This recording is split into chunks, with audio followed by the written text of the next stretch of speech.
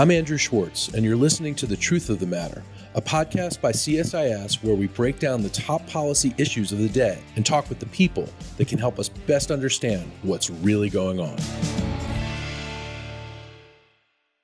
To get to the truth of the matter about misinformation and artificial intelligence, we have a real treat today because we have Tiffany Shu, who is a reporter on the technology team at the New York Times. She covers misinformation and disinformation. After spending several years on the media desk of the Times, previously, she wrote about the California economy, which is pretty huge for the LA Times. Tiffany, thanks for joining us today. Thanks for having me. So I want to start with an overarching question. How do you think AI, which is changing everything these days, or seems to be, how do you think AI is changing the spread of misinformation? To me, it's all about scale and realism. Previously, a lot of these disinformation campaigns that you would see out there, these coordinated attacks, had tells, right? Often they were in languages, or they originated in languages that aren't English, right? So you'd see little grammar mistakes, little spelling mistakes, just little clues that kind of raise the hair on your arm a little bit. AI is advancing so fast that that's quickly not going to be a problem. A lot of these chatbots are able to execute translations almost in real time and also at scale, which leads us to the second point. Previously, you had a lot of information being spread manually. You had people who were typing out these false narratives and conspiracy theories and posting them on Twitter and Facebook, but they were limited because they were people. AI can churn that out at great volume. These chatbots can offer variations that make it hard to tell that it's something that's written by a machine instead of a person. We've done stories on the flaws in a lot of the detection technology that's out there. It's very difficult to say for certain whether something is produced by a human or produced by a computer. Yeah, even the services that you've reported on that are out there to detect artificially generated misinformation, they don't get it right all the time, do they? Absolutely not. Stuart Thompson and I did a look into detection tools used for AI imagery specifically, but the same thing applies for text and for audio and especially for video. I mean, the technology is there. Sometimes it's effective, but often it's not. I mean, one of the key examples in our story was that we took an AI generated image of basically a monster. It's a Neanderthal that's like 20 feet tall standing next to two regular sized humans. And in our first pass, none of the detection technologies could tell that this was AI generated, even though as a human, you're looking at it and you're like, this thing obviously is not real. That's incredible. I mean, and I guess the overarching thing here is that what does this say for the future of public trust in things like elections, things like, that pertain to national security, everyday things? What does this do? I mean, to say that experts in these fields are running scared is not an understatement. I mean, people are petrified. We've got 2024, the presidential election coming up. You've already seen the use of AI. The RNC, Republican National Committee, used it in really one of their first attack ads pretty much right after Joe Biden announced his re-election campaign. In that ad, the AI was disclosed, but not especially clearly. It's in tiny type in like a corner of the video that they released showing scenes of destruction and drug-induced crises. Ron DeSantis, who's a leading Republican candidate, also used AI imagery. He released images that seemed to show Trump being buddy-buddy with Anthony Fauci. A lot of that is already confusing people. We see this phenomenon that's pretty striking on social media a lot, where people will post images that the original poster will say is created by AI. So they'll disclose it off the bat. I used Midjourney or DALL-E or Stable Diffusion to make this image. It is not real. And in the comments, pretty quickly, you see people saying, wow, this is so cool. What camera did you use? What aperture did you use? So the fact is that a lot of imagery and a lot of text and a lot of audio and a lot of video is already being made by machine, and people are believing that it's real, even when you tell them that it isn't. I mean, that's incredible. And I guess what that also means is that people now and into the future are going to have a hard time knowing what to believe and not to believe. That's already the case. One of the consequences of this situation is what experts call the liar's dividend. They worry about people manipulating the lack of trust in order to advance their own ends. So the primary example that gets thrown around is that a politician might have an incriminating photo release. Let's say a politician is caught doing drugs somewhere. All the politician has to do in the age of AI is say, that's a fake photo. AI made that photo. That's not actually me. And who's to say that he or she is wrong? Because the detection technology is not up to speed, because AI technology is so readily accessible and so easy to use, it's really up for a voter to decide whether or not the politician is lying or not. What role do you think policy needs to play in mitigating the spread of misinformation as AI continues to emerge and morph?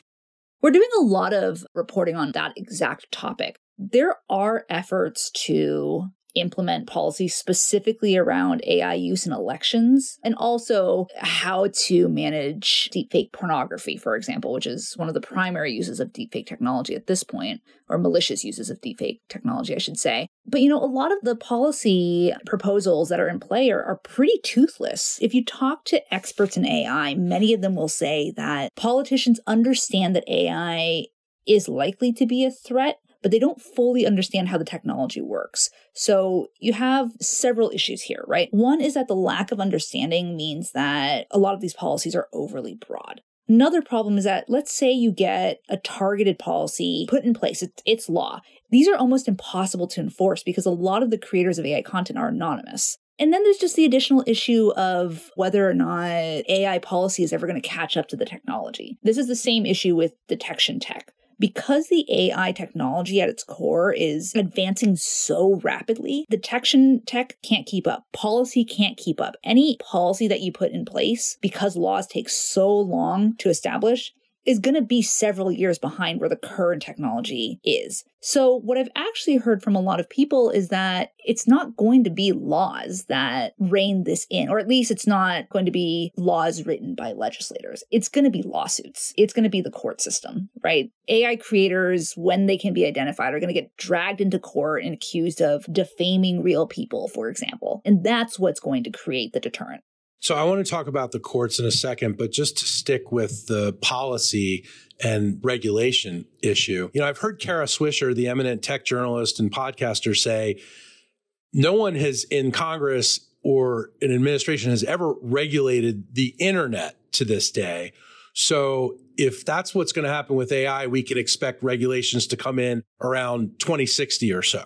They do seem, though, to be taking AI much more seriously than they've ever taken some of the regulatory issues with the internet. Charles Schumer just released his plan here at CSIS a few weeks ago. What do you think of the efforts so far? It's very clear that Congress and also local legislators are worried about this, and they should be. Sam Altman of OpenAI has testified before Congress. Yvette D. Clarke, Amy Klobuchar, a lot of members of Congress have spoken out about their concerns around this technology, and they're proposing legislation, trying to push it through. There are countless organizations popping up around DC that are debating the various facets of AI and how to manage it legally. I don't think the problem is that lawmakers aren't aware that this could become a threat. They are aware, they know. The problem is that they don't really know how to go about getting it in check.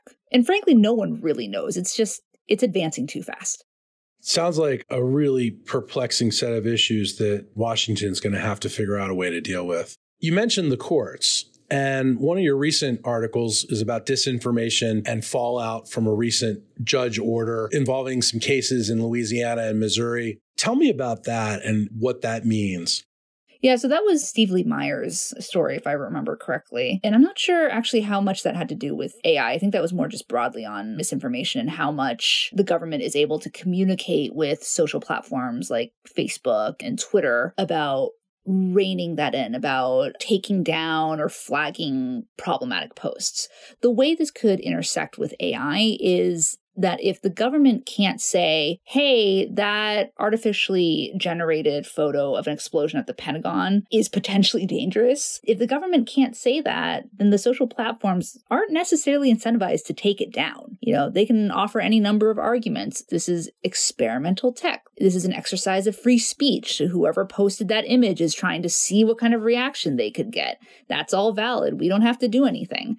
right? I mean, that image in particular is kind of a prime example. That image moved markets for a short amount of time. You could argue that those sorts of things become national security threats. And so the concern is that the Louisiana judge's findings could really cramp the government's ability to step in when the social platforms won't.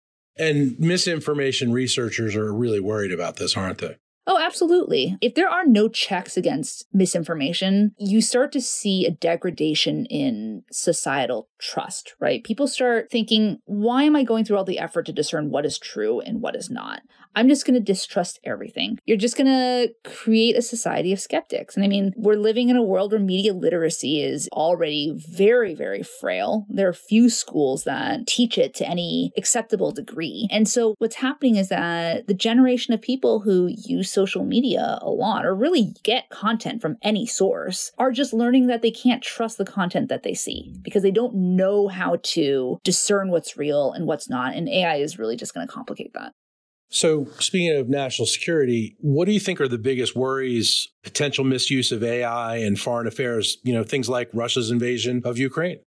Yeah, so very early on in that invasion, there was a deep fake of Zelensky that started making the rounds. And off the bat, it was pretty clear that it was a deep fake. It was relatively crude. Zelensky, if I remember correctly, almost immediately disavowed it. But a lot of the researchers that I've talked to have said, that's the beginning. That is a signal of what could become. In the, let's call it a year and change since that happened, the technology used to make that video has improved exponentially, right? If you look at image generators like Midjourney, for example, when we first started reporting on that earlier this year, like 6 months ago, Midjourney was having problems generating hands realistically. So you saw a lot of humanoid images with like really fat hands with like 7 fingers on them, right? This was a tell that AI was involved. I mean, it's funny. We wrote a story about a mayoral candidate in Toronto that released campaign materials that featured a woman who is resting her head on one hand. She has another arm crossed, and then there's like a third arm just like waving around in like a different colored shirt. But it's very easy to avoid things like that now. Midjourney 5 has essentially erased the hand problem.